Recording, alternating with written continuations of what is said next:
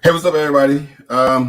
So just a quick public service announcement. So I understand. So there was a lot of people that reached out to me today, whether it was by cell phone, whether you have my exact cell phone number, or the NCOPD hotline number, or through Messenger, or through Instagram, phone calls, or however you all reached out to me. And it was an influx of calls today, messages and whatever. I just could not reply back to everybody. And today was a busy day at work. I don't want to say a crazy day, but it was definitely busy. And look, as I speak now, a previous student of mine is steady messaging me. So I wanted to jump on real quick. And first and foremost, thank everybody for reaching out, because and I don't want to call names, because if I forget anybody, I'm just gonna, you always run the risk of someone getting upset if you forget to call their name. So but I do have a quick message. And before I say the message that I'm gonna say, I'm going live on my personal page, my professional page, and YouTube as well. These are my thoughts and my feelings. In no way, shape, form, or fashion am I trying to convert anyone to my beliefs or my religious beliefs. And you may say your religious beliefs, because I'm going to talk about the God that I serve. And this is probably another side of the TPSGL that NCOPD Live community doesn't see. And normally I keep my religious views to myself. But although I'm going live on this page, I want to put this disclaimer out there that I am not trying to get anyone to believe in what I believe. My career over the past 17 years, and I'm going to keep this as short as possible. And but my career over the 17 years that I've been in the Army has been great.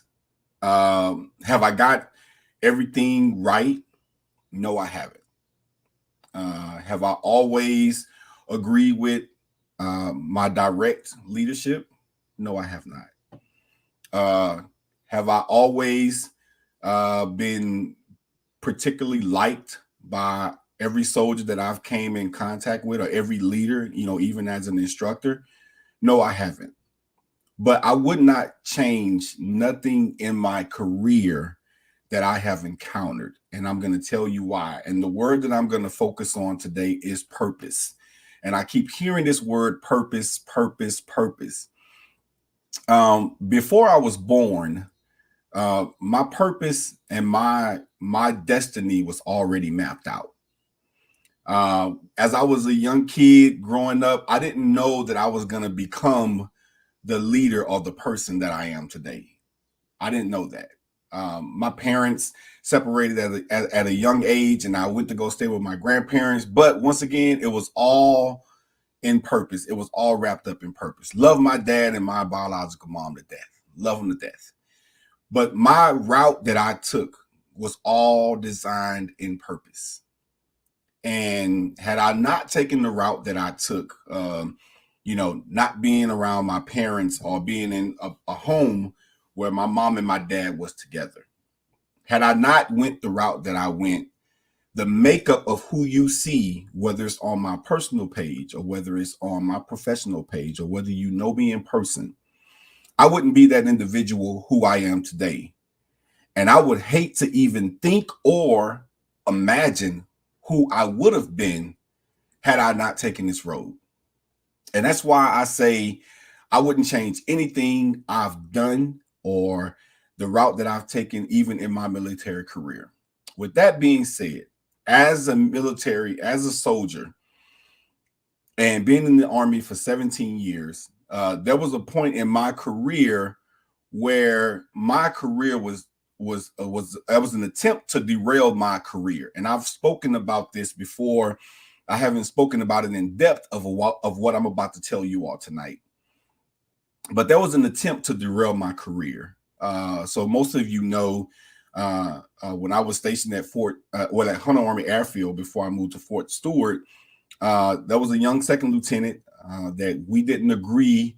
I was more so on a professional level, but I felt that she wanted a more closer professional level that we had to always be around each other. And I didn't agree with that. I felt as, hey, you know, we can still be professional. We don't have to always go to lunch. We don't have to always be sitting in one another's office. That just wasn't my style. And her and I disagreed on a lot of things. And one thing led to another. I felt like I couldn't work with her. Talked to the first sergeant, talked to the commander.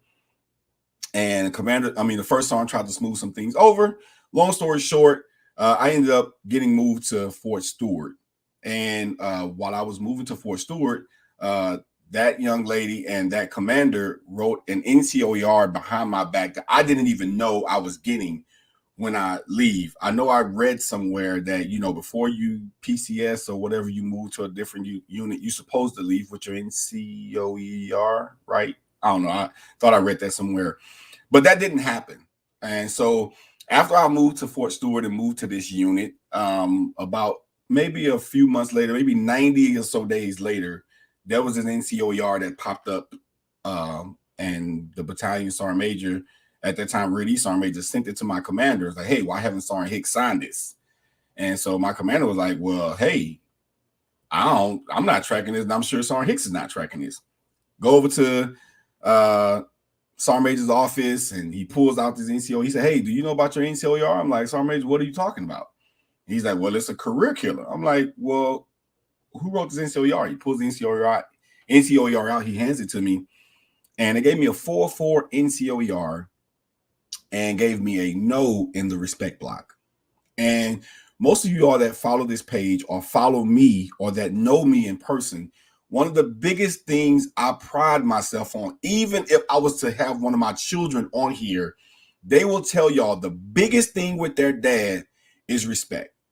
And I tell them, I don't care if your teacher is disrespecting you to the T.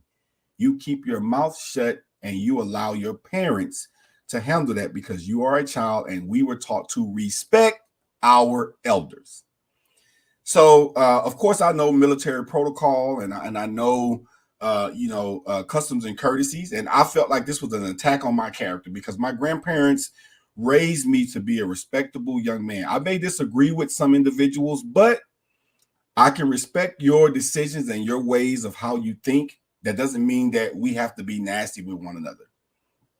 So I see this NCOER. I'm totally upset. I'm baffled. I wanted to go off. My commander took me back to the unit, calmed me down, got me back focused. And I saw these individuals weekly because I was a detachment first sergeant with my commander, and I would see them in the commanding staff, and we would sit right across from each other. And to look at somebody that's trying to destroy your career in the face and not be able to say anything back, that was a hard stake for me. But that's when I knew that I was being tested. I was being in the fire. I was going through in order to tell y'all what I'm about to tell y'all about today. And this leader told me that I would never influence anyone at my current position, which was a staff sergeant, nor will I ever make the rank of sergeant first class. That is what this leader looked me in my face as I am talking to you all tonight and told me that. Sergeant Hodges, I'll call you back, battle. I'm still getting a text message. So that's what this leader told me. This leader told me in my face those two phrases. Well, I am here to report tonight that not only have I influenced individuals as a staff sergeant over by the thousands over the 7 years that we have created this platform, and this platform has been in existence. We have influence and impact, and I might add, changed lives of individuals who watch what we do on this platform. And I'm also happy to report that I was told that I would never make Sergeant First Class. But yet I sit here today on October the 1st, I will be promoted to Sergeant First Class. I said all of that to say two things. First and foremost, that my God is bigger than any man or woman that may walk this earth. My religious beliefs, the beliefs that I have rooted in me, is trust God. If promotion is for you, I am here to tell you that no devil in hell, no lieutenant or officer, commission, warrant, or non-commission can block what is yours. That is my first message. That is why spiritual fitness is important. Your spiritual fitness as a leader is important, because it was spiritual fitness at times that held me back from lashing out at that individual or those individuals on a weekly basis or whenever I seen them. It was my spiritual upbringing that held me to a point where I had to relay the message. Hey, you're bigger than this. You have to rise above this. And then not only that, but my spiritual background kept me rooted, because had I went against and gave in to the enemy, then I would have validated everything that they said about me on that NCOER. And that's why I love to talk about spiritual fitness, because my spiritual background is deeply rooted in my family. And that's why I'm not easily shaken when people come out against me on this platform, or when people come out against me or try to slander my name. I don't get upset, nor do I come back and lash out at individuals, because at the end of the day, I will say it again, my God is bigger than anybody walking this earth. So I don't worry about when people come for or try to assassinate my character. I don't worry about when people go out and spread rumors about something that they may have heard or may think about the TPSGL. I continue to keep my eyes lifted to the hills from which cometh all my help. And I will continue to do so. The second point I want to bring out to everybody tonight is, understand this. I've said this before. Never measure your success using someone else's ruler. Out of the 8 years that I've sat as a staff sergeant, that was God putting me through the fire. I've been in the fire and furnace. And on October the 1st, I'm coming out of that fire and furnace. Just like those 3 Hebrew boys that was thrown in that fire and furnace, and they said that we will not bow. For 8 years, I said I would not accept the status quo. I said I would not accept normalcy. I would not sit back and let people do people wrong and not say anything about it. And because of that stand, I was thrown in a firing furnace. I wish to report that on the 1st of October, that the TPSGL will be coming out of the firing furnace. Not one time was I worried about it. I was content that if I got out as a staff sergeant and retired, that I've done 20 years of excellent service, that I represented my country, my unit, and my name to the best of my ability. Because I also realized that promotion is not for everybody. Not everybody can wear the rank of staff sergeant. Not everyone can wear Sergeant First Class, or not everyone would make it to Sergeant Major. Be the best at where you are. And when someone tells you that you won't ever influence at your level, when someone tells you that you won't ever make a rank, you just continue to be you. Because if promotion is big, if promotion is for you, nobody can block you. So I think a whole host of people that have been in my corner, especially my team, my NCOPD Live team's awesome, but just a host of people that's in my close circle that know my journey and know my struggle and know what I've been through. But today is a happy day for me, even though I may not seem like it, because I really honestly feel like it hasn't really hit me yet. But when you're walking in purpose, I'm going to quote something that Sergeant First Class Latoya Green, and even I know Sergeant First Class Janina Simmons hit on it a lot on this past Friday, about when you're walking in purpose. When you are walking in purpose, if you stay on that path, eventually you'll reach your destiny. Question is, are you willing to stay on the path? Because a lot of people would have thrown in the towel and said, hey, you know what? I'm not doing this anymore. But I know what my purpose is. And every time I get on this mic or I get on this camera, I want to make sure I bring relevance. So when I come on here, I don't want to just be on here just talking to be talking. No, I hope that it changes somebody else's life. And I'm telling you, don't let somebody tell you what you cannot do. As a staff sergeant, this is the biggest platform professional development, none dictated by the military on social media right now. When I started this, I never thought that I would have did this, but I was told I would never influence another leader as a staff sergeant. And I would like to say, I think I've safely accomplished that. And then I was also told that I would never make the rank of Sergeant First Class. And come October 1st, I will have accomplished that.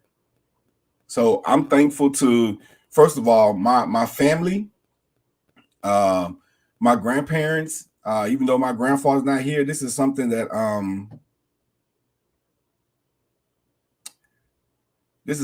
I wish that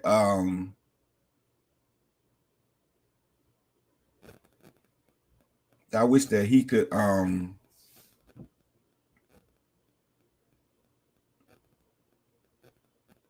I wish that he could be alive to see this. But I know my grandfather's looking down on me, and my grandfather's told me on plenty times 3 to count, and that's many. Anybody that know the Hicks family, 3 is many to get him to tell you that he's proud of you. But I know my grandfather's looking down on me, and I want to say to him and my grandmother that I appreciate the upbringing that they've given me. I appreciate, my even my biological dad, my biological father, as a pastor, always, pouring into me, always coming around when we were staying with my grandparents. I appreciate the, my aunts and uncles, for always driving me and pushing me. I may not have liked the way they did it, man, but it drove me to go out and do better. It drove me to want to prove not only to others, but prove to myself that I can do it. I want to say to my kids that I probably wasn't there all the time, whether I was deployed overseas, training exercise, but this is for y'all too, because I've always tried to strive and do the best to make sure I made a better person for me to be to y'all. And I want to also tell y'all that this is what happens when you keep God first. When you keep God first and you continue to strive to do excellent, you can achieve anything. And that's from your daddy that's from me as your dad to you all. All of the leaders that have came through my career, good, bad, or indifferent, that have poured into me before I even became the TPSGL, when I was a young PFC running around on Fort Hood on Battalion Avenue. So many people, but I don't want to call any names. I thank you. I thank all of you. And then I want to especially thank Captain Jackson, and then at the time, what was her name? Second Lieutenant Scott. I thank you both, wherever you all may be right now in your military career. I thank you all both, and I will say this publicly: I hold no ill will towards neither of you, neither, none whatsoever. And I believe that that's what made me be successful, and I believe that God took me through that as a challenge. So I publicly thank the both of you. And to everybody that may watch this video, I will tell y'all this: whatever religious belief that you believe in, keep that first. In mine, I keep God first. That's what I will always do. I keep God first. And I always keep my feet to the ground, try to do the right thing. I'm not perfect, but I always keep God first. And with God, anything is impossible. So I appreciate it. I appreciate everybody calling. If I didn't return your call, this is why I'm doing this now, because too many. I can't respond back to all of y'all. So I'm just saying, like, hey, I appreciate everybody. Appreciate everybody reaching out to me, and we'll be looking forward to seeing you all on Wednesday. I spoke to our guests tonight. Super excited about that. So make sure you all tune in on Wednesday for our special guest, Sergeant Latanya Burns, National Guard, Kentucky, the state of Kentucky. So as always, I'm gonna get off. Y'all know the motto. If you see something wrong and you fail to do something about it, then you have just created a new standard. And at the end of the day, their issue is never with you. Their issue is with the standard. This has been yours truly, Staff Sergeant Hicks, hashtag the professional SGL, with a public service announcement saying, once again, I appreciate every last one of you. We'll see y'all on Wednesday. Have a good night.